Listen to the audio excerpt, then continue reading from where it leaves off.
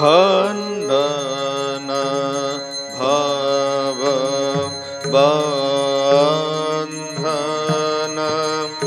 जग बंधन वंदे तमाय निरंजन नर रूप धर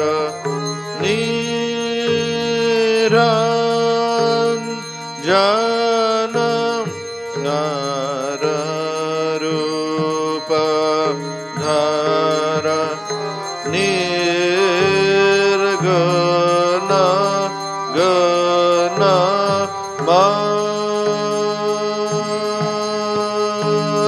गुणमय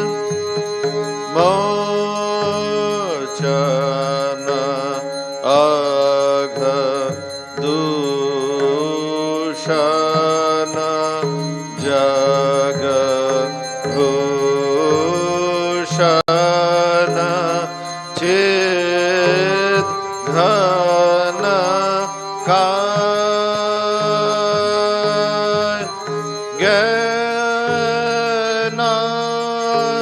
ज्ञानांजन विमल नयन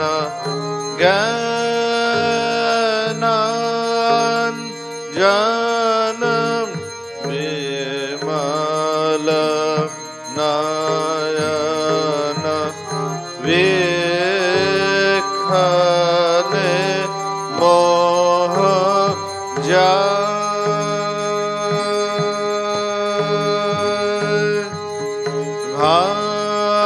भाषर भाव सागर चिर उन्माद प्रेम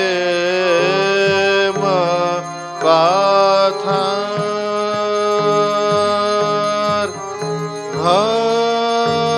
भक्तर जनम युगल चरण भक्तर जनम युगल चरण तारण भव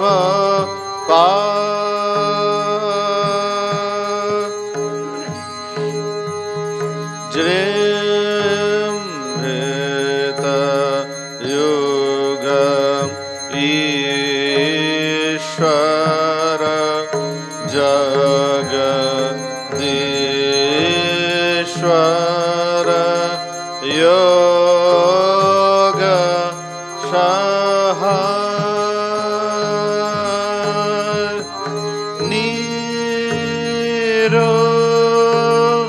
निरोधन समाहित मन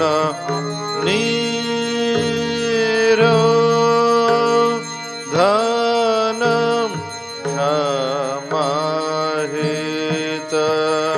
मन निरखित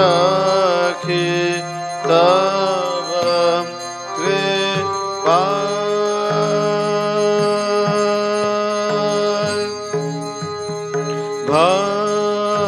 भंजन दुख गंजन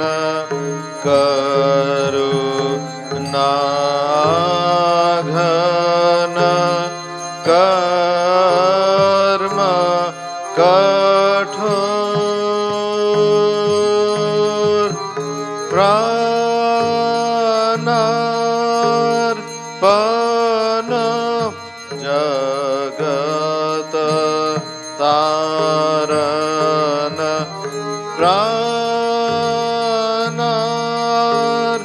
प्राणार्पण जगत तारण Krishna Vidyanathanandaji Kali Dor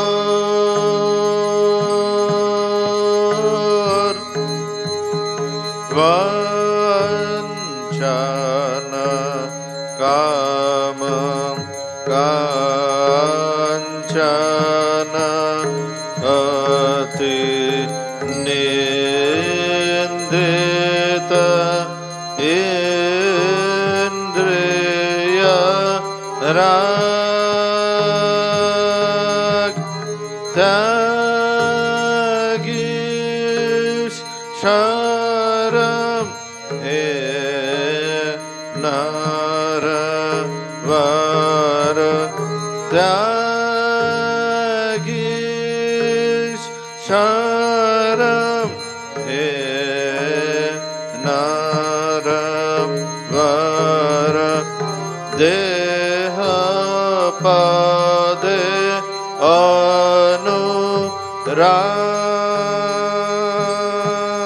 Anurag Nirbhaya Gata Shangshaya Drida Nishaya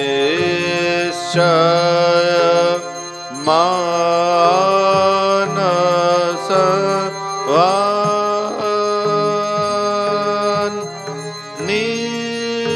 Nishkam Ranam Bhakata Sharana Nishkam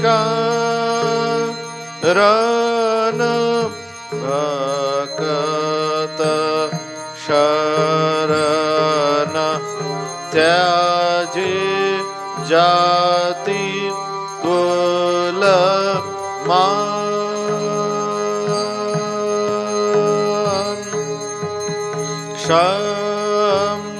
Shampada Tava Sri Pada Bhava Goshpada Vari Yatha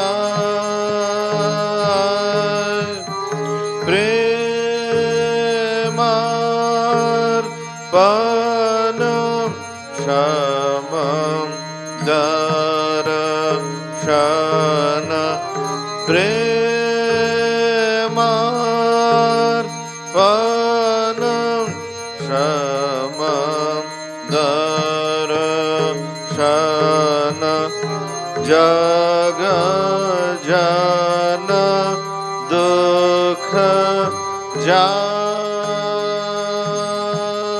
Jan Shampada Tava Sri Pada Bhava Goshpada Variyathai Premarpana Shamadarashana Premarpana Shamadarashana Jagajana Dukha Jai Namo Namo Prabhu Vakyamanatita Namo Namo Prabhu Vakyamanatita Manavachanaika Dhar Prabhu Manavachanaika Dhar Jyotira Jyoti Ujala Hridi Kandar Jyotira Jyoti Ujala Hridi Kandar Tumitama Bhanjanahar Prabhu Tumitama Bhanjanahar Namo Namo Prabhu Vakyamanatita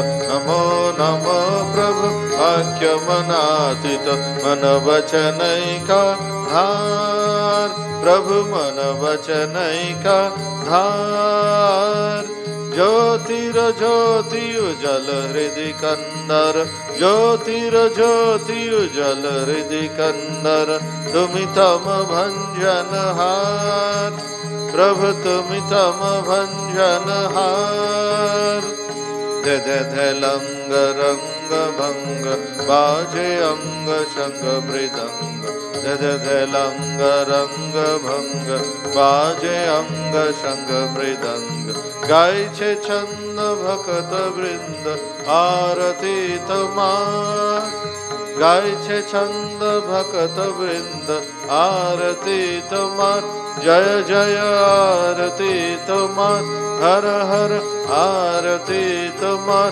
Shiv Shiv आरती तमार खंडन भव बंधन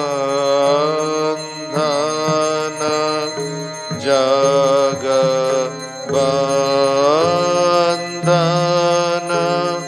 बंदे तमार। जय श्री गुरु महाराज जी की जय।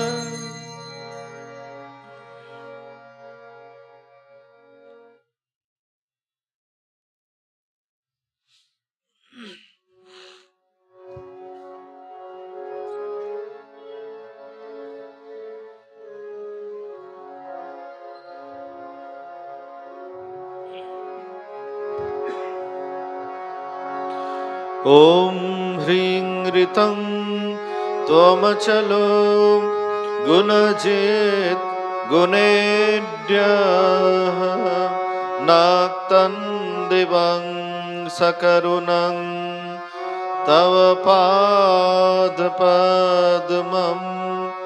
मोहं कषं बहुकृतं न भजे यतोऽहं तस्मात् त्वमेव शरणं मम दीन बन्धो। भक्तिर्भगश्च भजनं भवभेदकारीं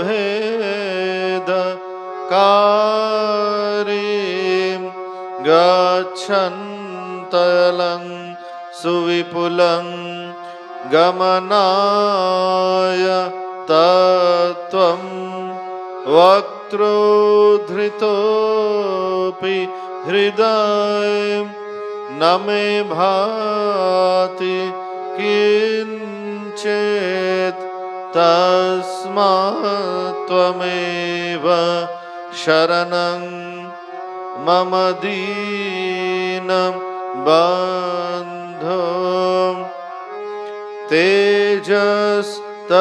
तेजस्तरन्ति तरसां त्वयि तृप्त तृष्णां रागे कृते ऋतपथे त्वयि राम कृष्णे मर्त्यामृतं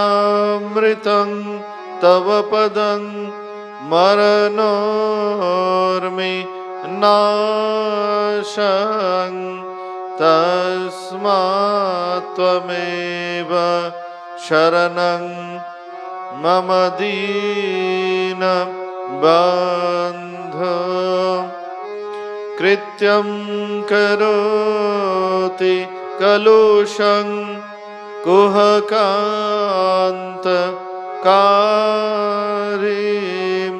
श्रान्तं शिवं सुविमलं तव नाम नाथ। यस्मादहं तु अशरणो जगदेक गम्यं तस्मात् त्वमेव शरणं मम दीन बन्धो। ॐ स्थापकाय च धर्मस्य सर्वधर्म स्वरूपिणे अवतार वरिष्ठाय रामकृष्णाय ते नमः। नमः। ॐ नमो श्री भगवते रामकृष्णाय नमो नमः। ॐ नमो श्री भगवते रामकृष्णाय नमो नमः। ॐ नमो श्री भगवते रामकृष्णाय नमो नमः।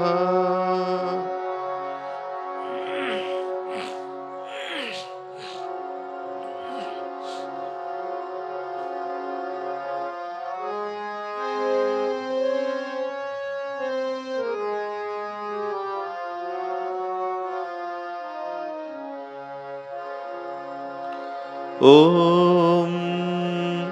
सर्वमङ्गल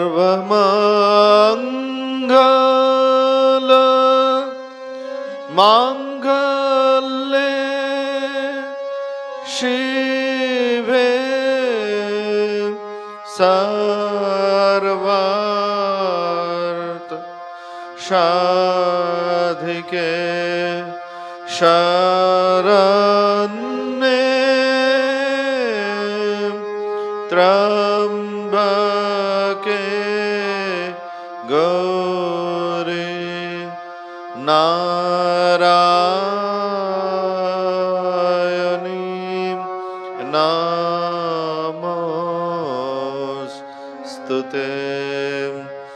सृष्टि स्थिति विनाशानां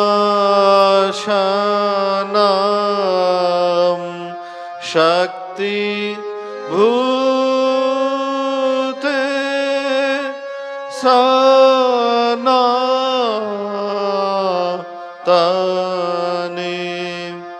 गुणाश्रये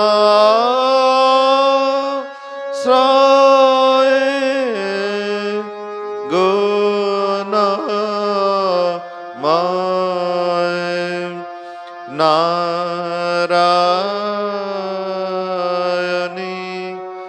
नमोस्तुते।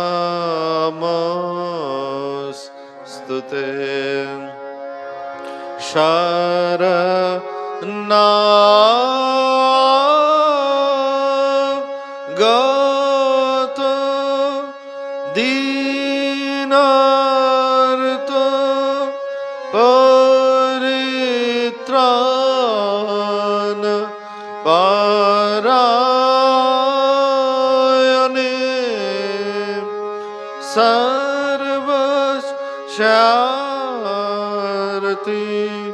हरे देवी नारायणी नमोस्तुते। जय नारायणी नमोस्तुते। जय नारायणी नमोस्तुते। जय नारायणी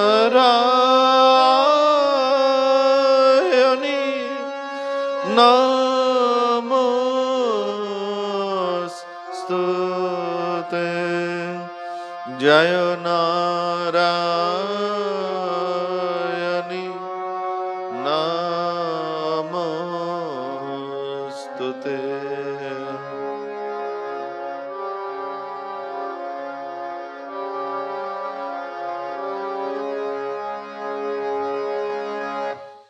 जय महामाई की जय।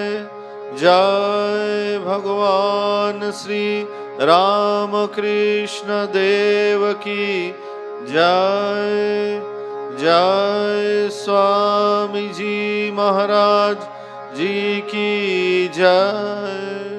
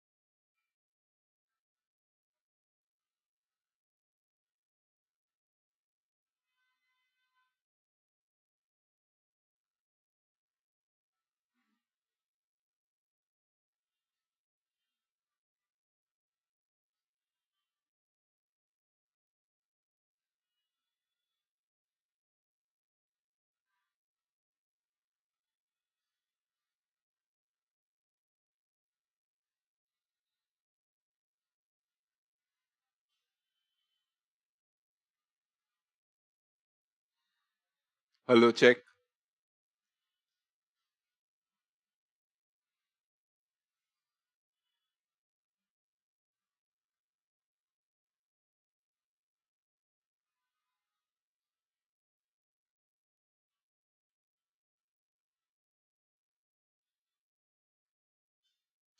Namah Shri Yatirajaya Vivekananda Sure Satchit Sukhaswarupaya Swamine Tapaharine.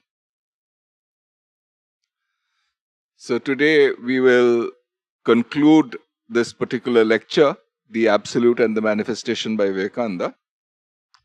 And this is after a gap of 2 weeks in between. In this concluding portion, there's it's a dense passage. There are at least 3 trends that he has brought together in the last paragraph. But even before that, he makes this categorical and emphatic statement. He says, but we find that the best and greatest men that have been born into the world have worked with that high impersonal idea. It is the man who said, I and my Father are one, whose power has descended unto millions. For thousands of years, it has worked for good. And we know that the same man, because he was a non-dualist, was merciful to others. To the masses who could not conceive of anything higher than a personal God, he said, pray to your Father in heaven. To others who could grasp a higher idea, he said, I am the vine, ye are the branches. But to his disciples, to whom he revealed himself more fully, he proclaimed the highest truth. I and my Father are one. Here he is talking about Jesus. And essentially, most of us, from a casual reading of Christianity as it obtains, particularly because it has the ramifications of an organized religion, most of us are inclined to think of it as a highly dualistic religion where there is a worship of an external God, etc., and various fairly concrete symbolisms. But here, what Vivekananda is doing is essentially extracting from them, from the passage, this important passage in the Bible, in various Gospels, I and my Father are one. This is non-duality that is being talked about, the glory of the human heart. The spirit, the human spirit and its glory, the seeking of God which starts without, culminates in a seeking of the sum and substance of the internal intrinsic characterization of what it means to be human, what it means to be a man, what it means to be a person. And it is there that this unity is found, not in the duality that makes others thinks of others as something essentially different. You see, what happens is that most of the strife, I think we've stressed this before, most of the strife that has gone on in this world is on the basis of trying to prove that one's own hereditary religion is superior to another. As I've said before, this is only glorified tribalism, nothing more. Because human beings were small tribes, and the human brain can map only a small number of people into itself and think of this limited number as one's own, as the extended self, so to speak. This is hardwired into us. It is only when cultivates actively the sense of altruism, essentially recognizing that there's nothing fundamentally different between oneself and another human being, fundamentally. Then the heart expands and one sees rationally through analysis, and this is where the intellect comes into play, that really what we are regarding as differences, what we go to wars about, get into fights about, are really very superficial aspects of our being, not essential. And so even in a religion which is supposed to be traditionally dualistic, when it goes into the farthest reaches of this A, largeness of heart, B, penetrating intellect, it culminates in seeing that the essence of one's being is exactly what is being sought in this quest, which starts off by seeking for God, culminates in the seeking of one's own self, the highest ideal hidden in one's own being, in one's own psyche. This is the strength of Advaita, because it culminates in depersonalizing the person. The limited anthropomorphic element is attenuated, done away with in the culmination, and the essence of one's being is found to be not different from that in others. We have been having enough of these fights in the name of religion for time immemorial, for thousands of years. And if you go back further, then you'll trace back these fights between religions as fights between tribes. Each has its own little narrative of a totem pole or of some particular ritual, and say that no, those who subscribe to a chair with 3 legs with one on the right are the correct believers, and then there's another group of people who will say no, a chair with 3 legs with a leg on the left is the correct tribe. This is the kind of silliness, complete, what Vivekananda at some point has called something rather similar to this imbecility. This is the basis for really the fights between organized religions. Instead of getting into it, one takes up some doctrine, one takes up some dogma, without analysis, without examination, and because it's without analysis, without examination, that belief system becomes insecure. And once a belief system becomes insecure, the only way to protect a falsehood or something that has not been thought through is violence. And wherever you see these violence between religions, know for certain that it's driven by fear. Fear of what? Fear that something which one believes in without examination will be exposed to be false, or at least lacking. And that lack is not something we are willing to acknowledge to ourselves. And so, fight anybody who threatens it. This is the aspect of dualistic religions that is being critiqued here, that is being criticized here. What is not being criticized is essentially that, look, in spite of all this husk, this inessential covering, it covers and tries to nurture something that is valuable. What is that valuable thing?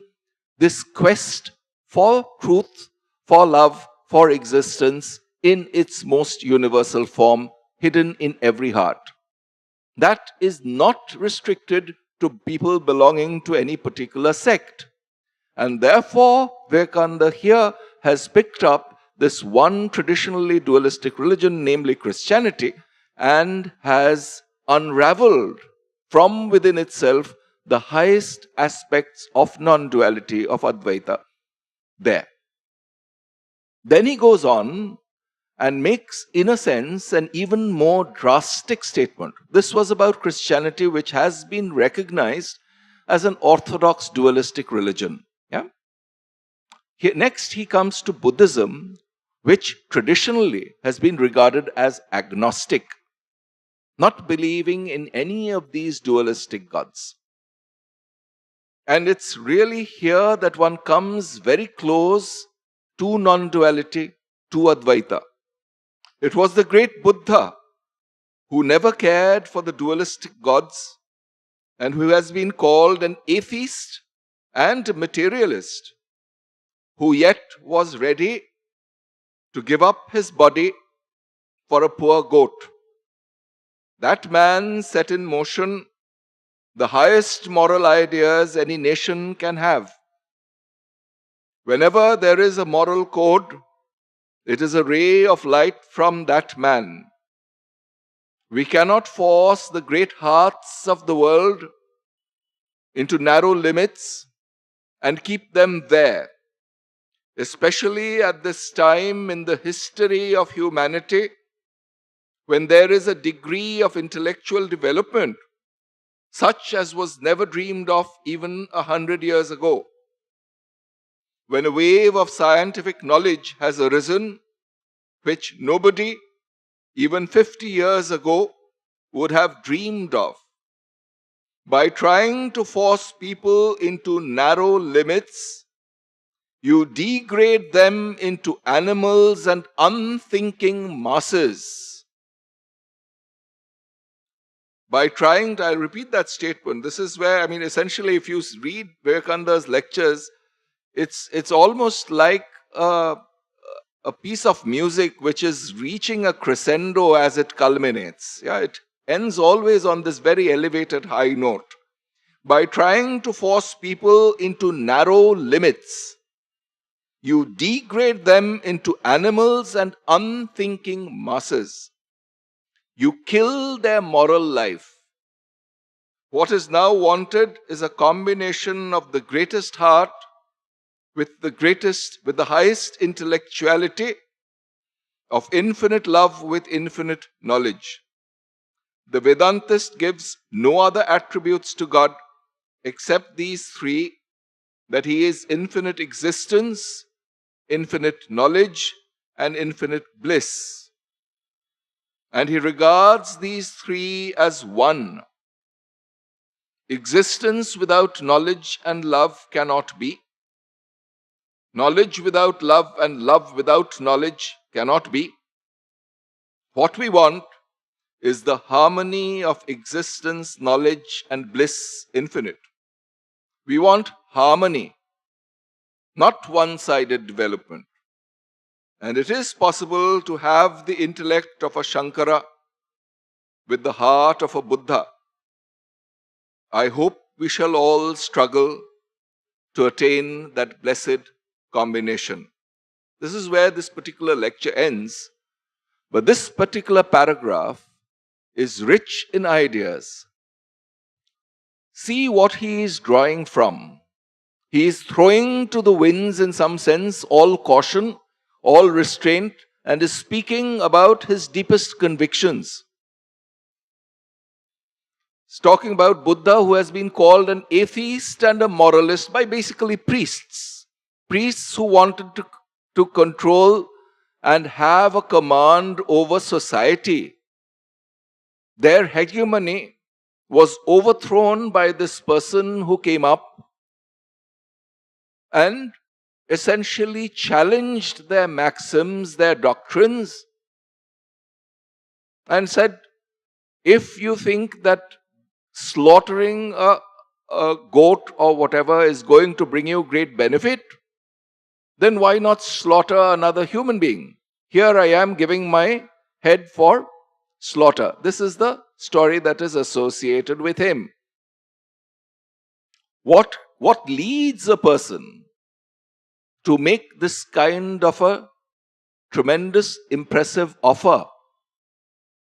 At some level, it is this clarity that even if one dies physically, the principle one stands for, it is not possible for anyone, any slaughterer, any killer to demolish. The dense-minded people might think that by chopping off somebody's head, putting a bullet through somebody's heart, the person is killed. But the principle, so long as human beings regard the principle the person stood for as living, there is no death to that person. Many years back, 1968, 5th of April, this great African-American activist, Martin Luther King, was assassinated. The next day in the newspaper, there was this cartoon. In very funny, very amusing language, it expressed a profound truth.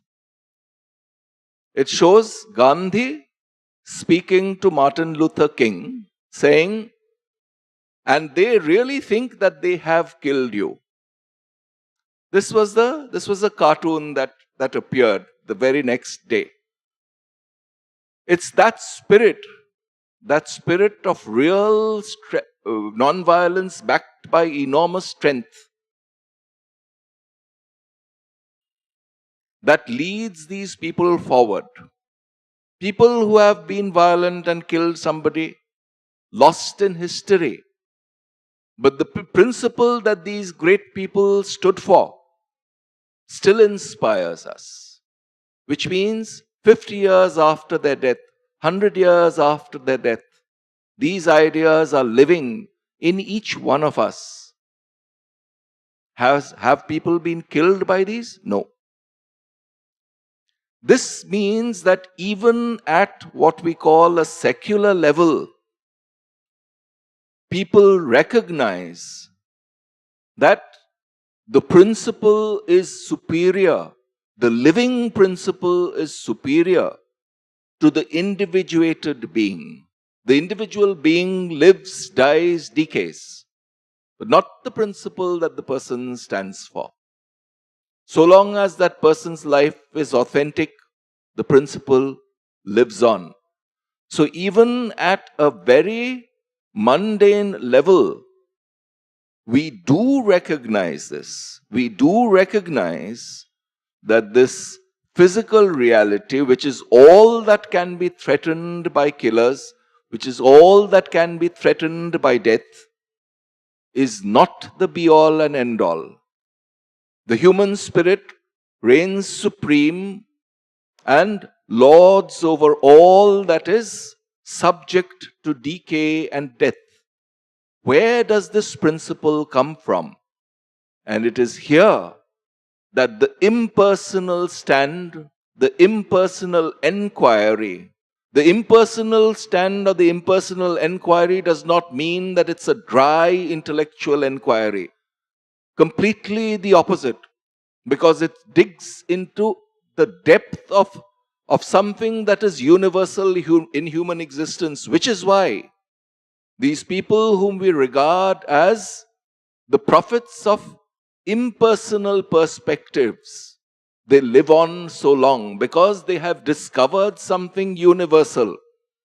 When they speak to each one of us. The person who finds another person as a body and hates the other person or reacts to that person as a limited being passes on that principle of limitation is not eternal, almost by definition, almost tautologically.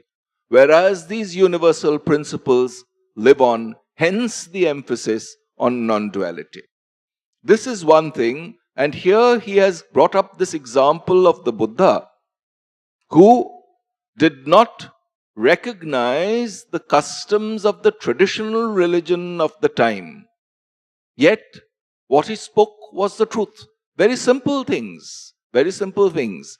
That this little I with which we are obsessed, there is no substance behind it. This lack of substance is given a name. It's called Shunyata. Yeah? Let me read out from one of the great passages of Madhyamaka Buddhism. It's called the Pragyaparamita Sutra, and it has this very non-dualistic passage. It's spoken to one of Buddha's greatest disciples, Sariputra.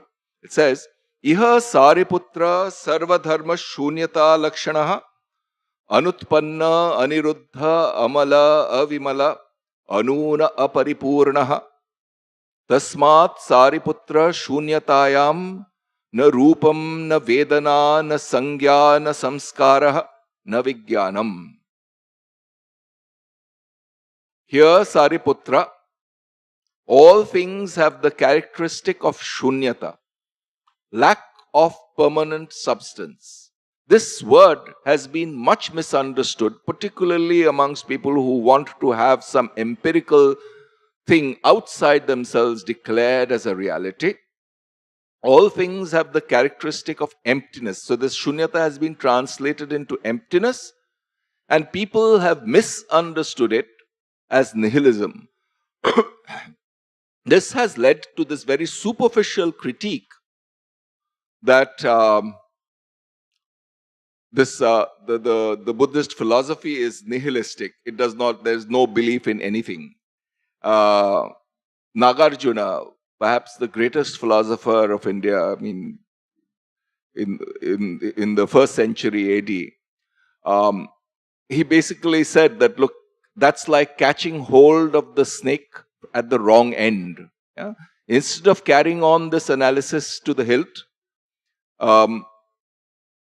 it's misinterpreted as nihilism. On the other hand, what it should really be interpreted as is the lack of substance once we bring the inquiring intellect to bear. What is the consequence? What is the result of this? See, we usually, what's the immediate consequence of this is that our self-importance goes away. This self-importance, which we basically attribute to ourselves, that is attenuated. And so, that in itself would not be helpful, but it's replaced by this larger life, seeing that all empirical realities rise and fall together. This other aspect of Madhyamaka, also called Pratitya Samutpada, is called the doctrine of the interdependence of all things, is what gives rise to compassion. Because one recognizes that one's own body, mind, psyche is dependent on this larger reality that we call the world. So on the one hand, enquiry to arrive at lack of permanent substance, this is the Shunyata doctrine. At the same time, compassion for all beings based on Pratitya Samutpada, interdependence of all existence. Now, you translate this, look at these two aspects, clearly very non-dualistic, non-sectarian, non-doctrinaire. And then you look at the analogues of these in Advaita Vedanta, and you have on the one hand these 4 Mahavakyas, Aham Brahmasmi, Tattvamasi, Pragyanam Brahma, Ayam Atma Brahma, from the various Upanishads. What do?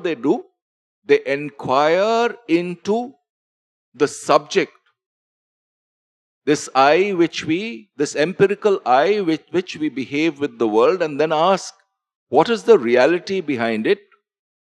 And conclude that there is only a universal dimension. Nothing The inquiry, if you stop it at some stage, then the truth has not been arrived at. On the one hand, this is the analytical, the inquiry aspect of it. What is the other? This is the analog of the inquiry into shunyata. What is the analog of pratitya samutpada? Sarvam khalu idam brahma. Yeah? Or in the Ishavasya it said, Ishavasyam idam sarvam. All this empirical reality is in substance that same which is my own being. It is saying, making the same truth palpable in somewhat different language with a somewhat different emphasis. But it is essentially this non-dualistic quest which emphasizes subjectively this analytical inquiry and objectively a certain largeness of vision which refuses to recognize the other as something that is different from oneself in essence. This is why Vivekananda keeps bringing up, in this particular lecture, he has brought it up several times.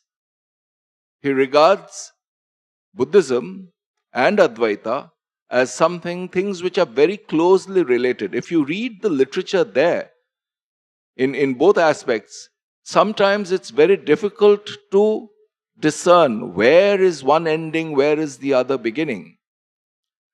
There are schools of philosophy that have come up subsequently which try to say, well, there is this doctrine difference, there is this other doctrine which differentiates. Perhaps, when we try to put it in terms of some kind of an intellectual cloak, differences do arise basically because the words we use to express this experience, the words we use to express a worldview of universality, of clear-headed inquiry, the words we use are limited. But then the human mind is such that it cannot keep seeking for too long, and then it wants rest.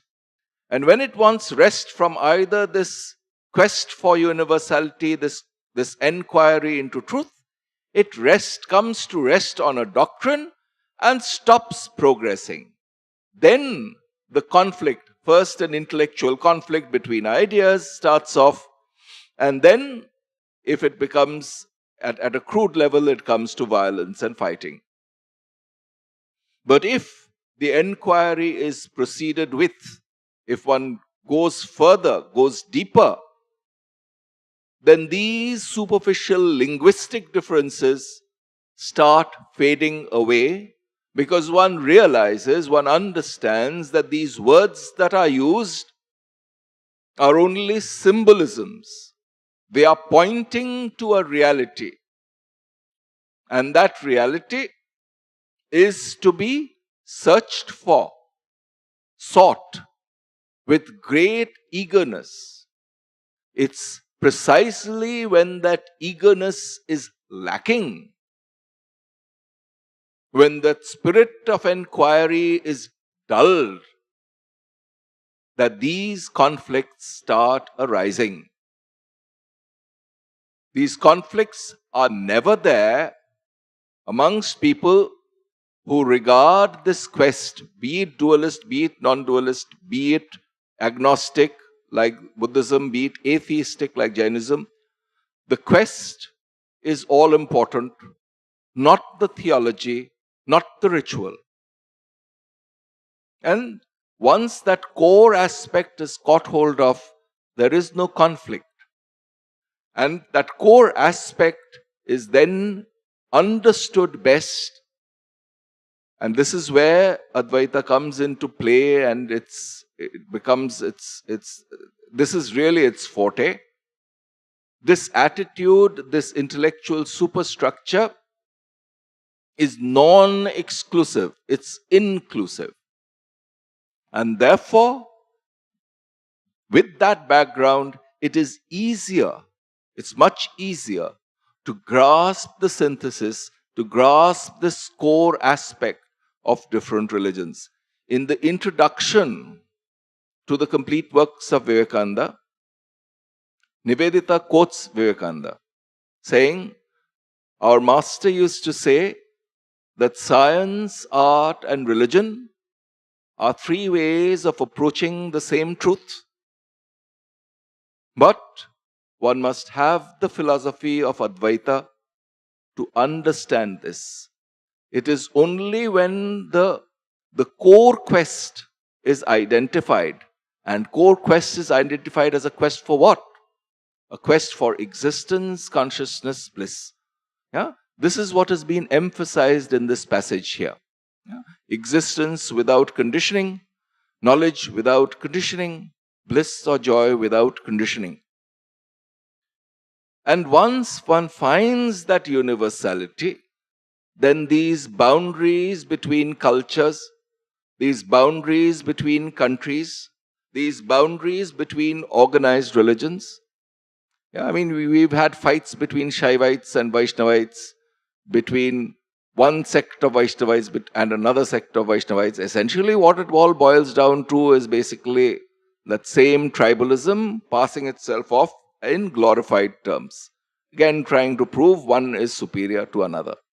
But in this background of Advaita, when one recognizes that behind all this is this common, universal human quest,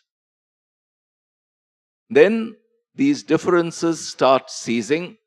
Start ceasing to do what? Start ceasing to have a hold on our minds.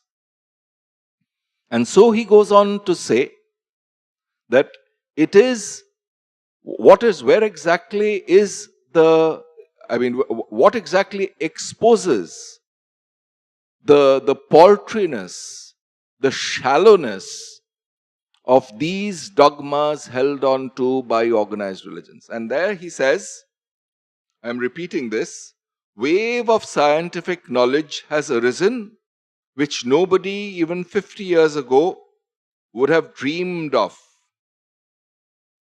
Science as a quest, as a human activity, has been there all along.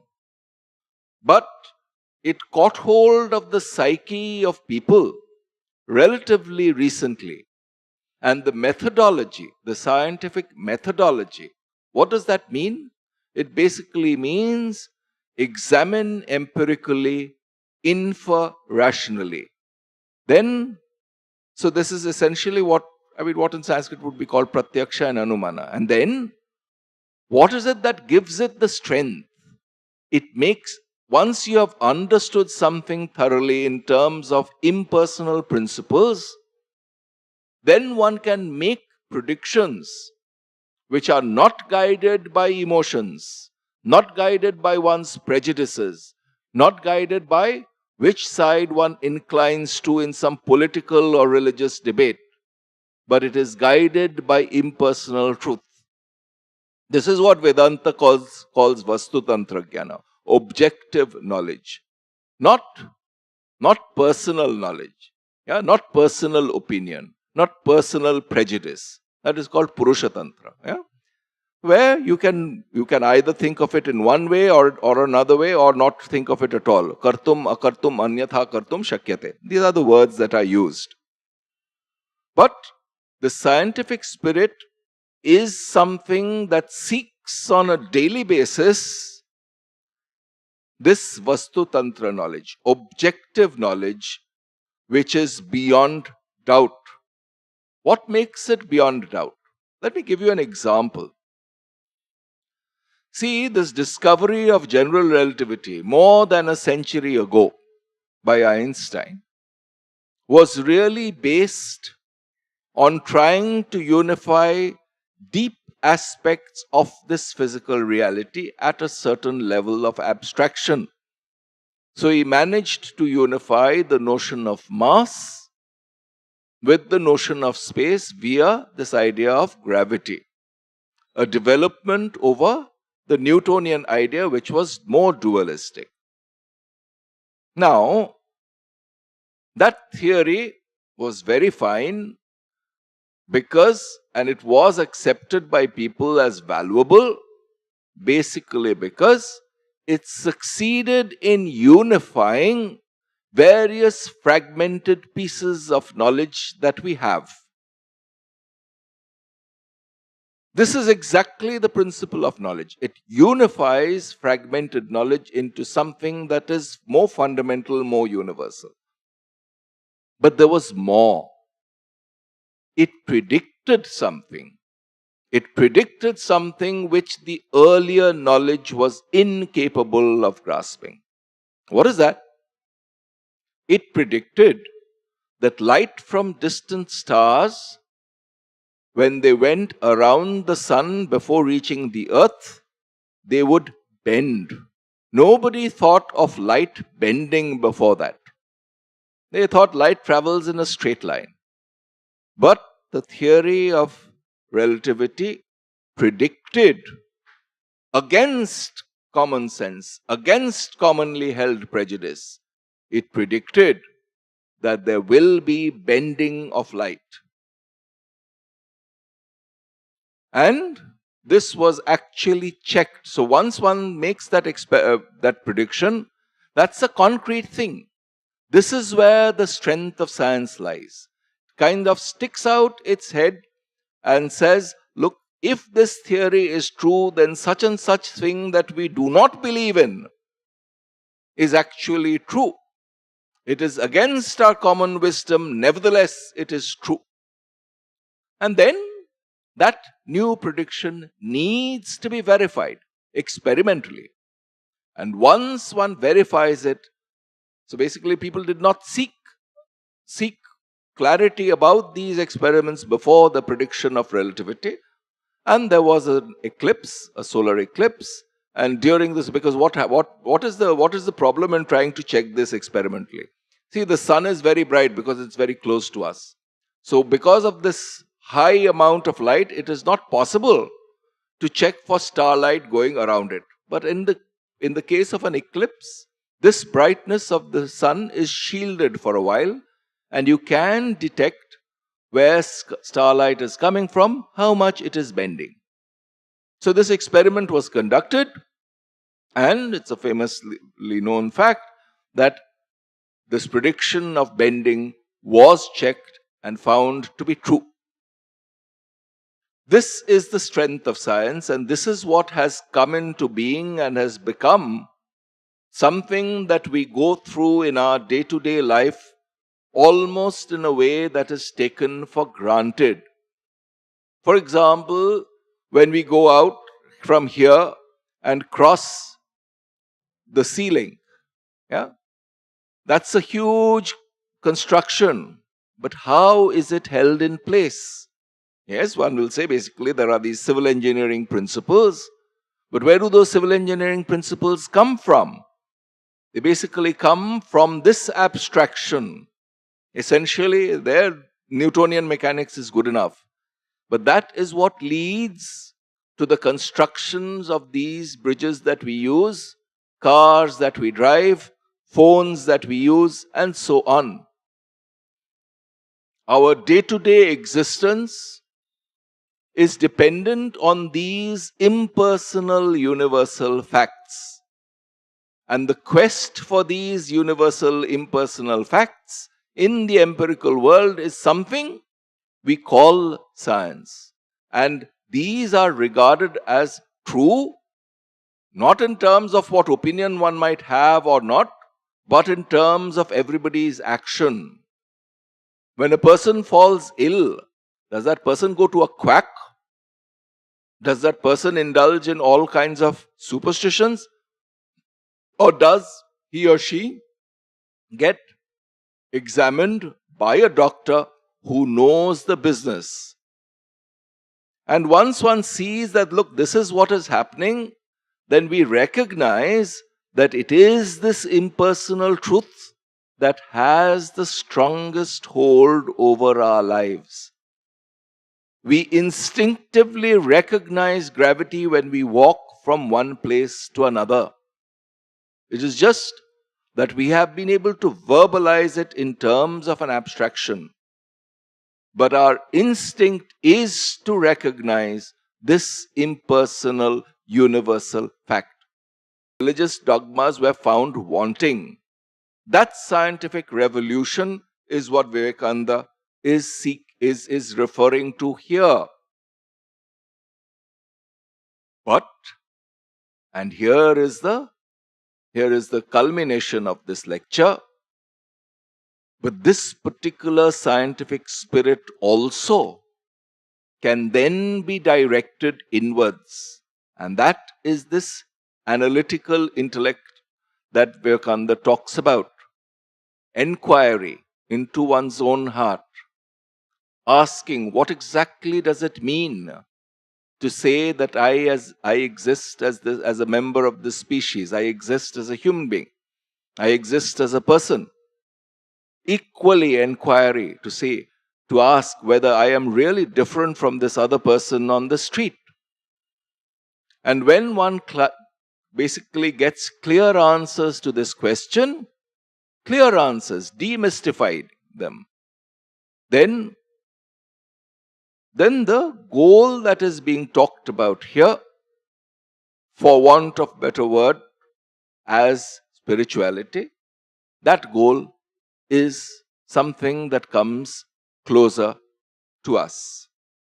And so he portrays these two great masters, Shankara on the one hand, who basically propounded the rational basis, the clear intellectual rational basis behind non-dualistic thought, and the Buddha on the other hand, who basically created the moral backing that is necessary, and says it is in this synthesis of this large-heartedness of the Buddha and this penetrating intellect of Shankara that the future of humankind lies. We'll start with the next lecture next time. Om Shanti Shanti Shanti. Harihi Om Tat Sat. Shri Ramakrishna Arpanamastu.